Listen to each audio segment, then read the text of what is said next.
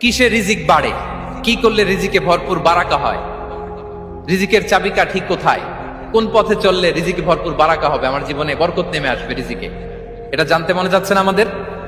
হ্যাঁ, কষ্ট হচ্ছে আপনাদের? কষ্ট হচ্ছে?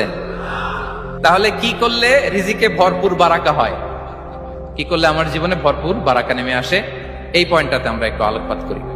যেসব কাজ করলে আমাদের জীবনে রিজিকে আসমানি বারাকা নেমে আসবে, আমাদের রিজিকে আসমানি বারাকা নেমে আসুক, আমরা চাই কি চাই না? সবাই আমরা চাই নিশ্চয়ই। যে কাজ করলে রিজিকে আসমানি বারাকা আসে, এর এক নাম্বার হচ্ছে তাকওয়াল্লাহ, আল্লাহর ভয়।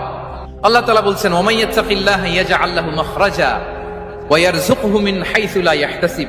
যে আল্লাহকে ভয় করে, যে আল্লাহ সচেতন, আল্লাহ তাকে মাখরাজ, মাখরাজ মানে কি জানেন? ওই যে এক্সিট লেখা না এদিকে, এই এক্সিটকে আরবিতে বলে মাখরাজ, মানে কোথাও